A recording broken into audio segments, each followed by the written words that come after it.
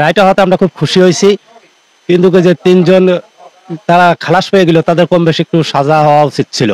এটা হলে পরে আমরা আরো খুশি হইতাম, এলাকাবাসীও খুশি হইতো, সারা বাংলাদেশই খুশি হইতো। কিন্তু এটা আসলে বেকসুর খালাস হতে একটু আমার মনের কাছে কেমন লাগতেছে।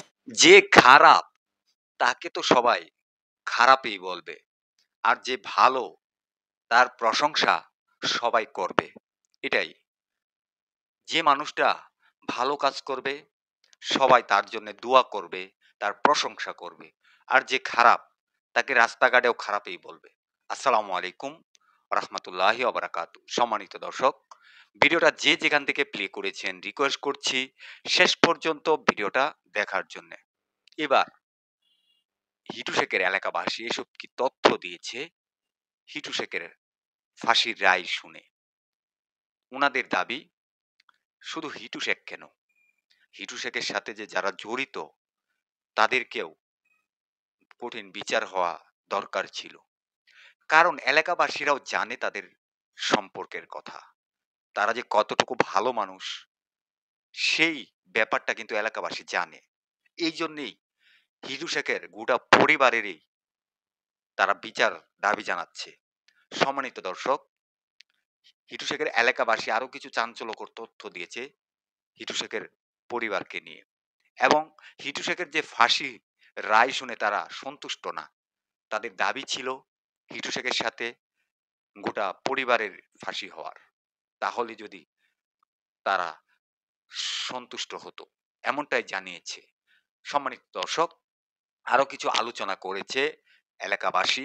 আমি আপনাদেরকে সম্পূর্ণ ভিডিওটা দেখাচ্ছি, অবশ্যই ধৈর্য সহকারে এই ব্যক্তিদের কথাগুলো শুনে আপনাদের মূল্যবান মন্তব্য কমেন্ট বক্সে কমেন্ট করে জানাবেন। চলো না দেরি না করে আমরা সম্পূর্ণ কথাগুলো শুনে আসি। আমার বাসা মাগুরা জেলা শ্রীপুর থানা গয়েশপুর ইউনিয়ন গয়েশপুরি বাড়ি।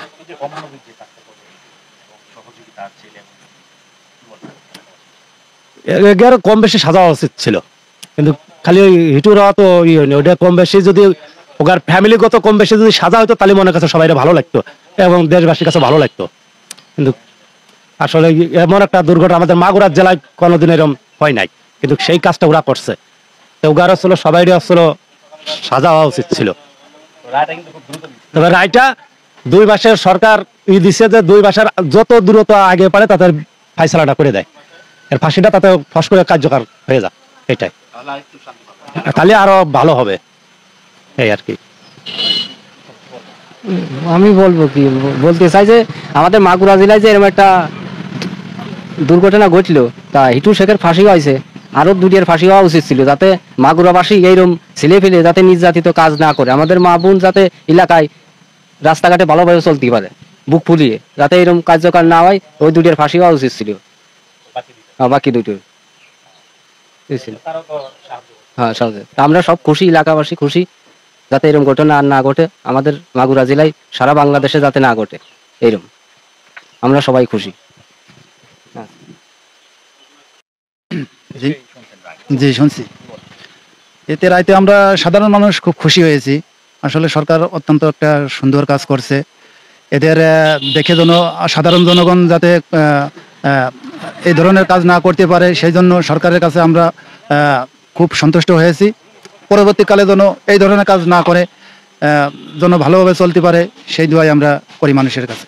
এটাই, বাকি যারা আছে তাদের আসলে কিছু শাস্তি হওয়ার দরকার ছিল, কিন্তু হিটু শেখের যে ফাঁসি হয়েছে এটা আমরা খুব সন্তুষ্ট হয়েছি সাধারণ মানুষ, যাতে এদের দেখে মানুষ ভালো হয়ে যায়, পরবর্তীকালে এরকম ঘটনা যাতে না জড়িত হয়।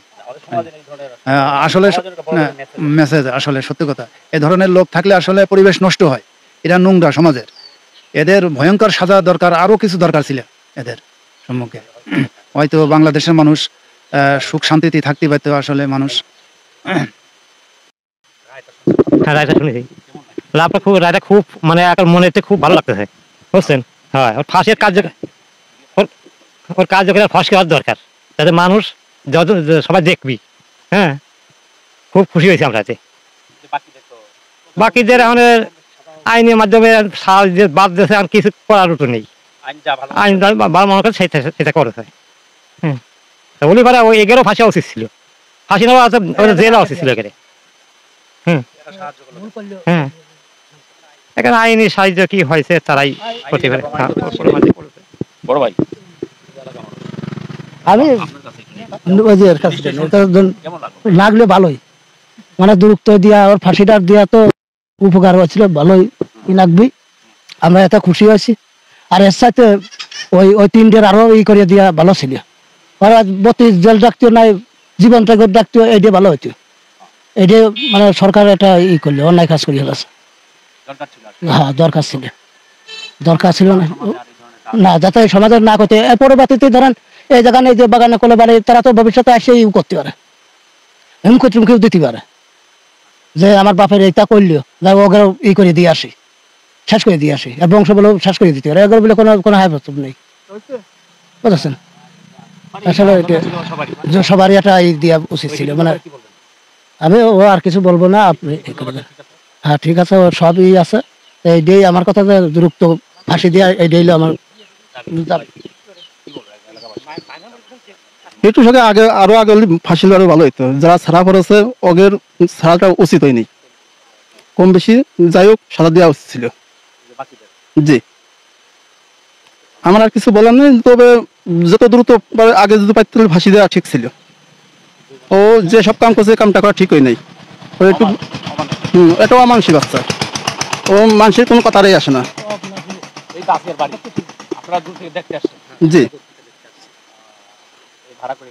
হ্যাঁ গাড়ি ভাড়া করে আমরা দেখছি।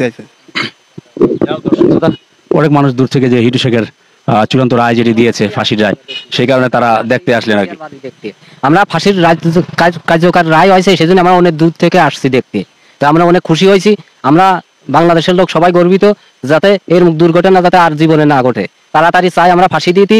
আর ডক্টর ইউনূস সাহেবের কাছে বলি, স্যার তাড়াতাড়ি এদের ফাঁসির কার্যকর দিয়ে দেন, আর এ যেন আইনের ফাঁক দিয়ে কোনোদিন বাঁচতে না পারে, তাড়াতাড়ি ফাঁসি যাতে হয়ে যায়। আমরা হিটু শেখে যাতে তাড়াতাড়ি ফাঁসি হয়ে যায়, আমরা চাই সরকারের কাছে যে এ যেন না বাঁচতে পারে, কোনো কারণে যেন বাঁচতে চাই না। আমরা সারা বিশ্ববাসীর কাছে চাচ্ছি যে এর ফাঁসি যেন হয়, এর জন্য চাই না তো কোনো আইনের ফাঁক দিয়ে বাঁচে যায়, আমরা কোনো যাতে তাড়াতাড়ি দ্রুত, আমরা চাই দ্রুত ফাঁসির রায় হলে আমরা খুব আনন্দ, কার্যকর হলে খুব খুশি, আমরা কার্যকর হলে খুব খুশি।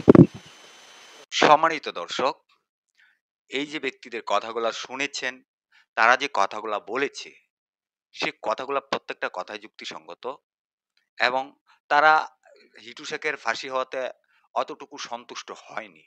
তারা চেয়েছিলেন এই ঘটনার সাথে যারা জড়িত, আসিয়া কাণ্ডে যারা জড়িত আছে সবাইকেই ফাঁসির আওতায় আনার দরকার ছিল। কিন্তু আদালত থেকে আপনারা দেখেছেন, প্রধান আসামি হিটু শেখের মৃত্যুদণ্ডের রায় ঘোষণা করেছে এবং বাকি আসামিদেরকে খালাস দিয়েছে আদালত। সেটা আদালতেই ভালো জানে কেন তাদেরকে ছেড়ে দেওয়া হচ্ছে, সেটা আদালতেই ভালো জানে। সম্মানিত দর্শক, ভিডিওটা যদি ভালো লেগে থাকে অবশ্যই শেয়ার করে সবাইকে দেখার সুযোগ করে দিবেন। আপনাদের মূল্যবান মন্তব্য কমেন্টে জানাবেন যে আসলে ওনারা যে কথাগুলো বলেছে সে কথাগুলো কতটুকু যুক্তিসঙ্গত, এবং বাকি আসামিদের কি শাস্তি হওয়া দরকার ছিল সেটাও আপনারা কমেন্টে জানিয়ে যাবেন। সবাই ভালো থাকবেন, সুস্থ থাকবেন। পরবর্তী কোনো একটা ভিডিওতে আপনাদের সাথে দেখা হবে। আসসালামু আলাইকুম।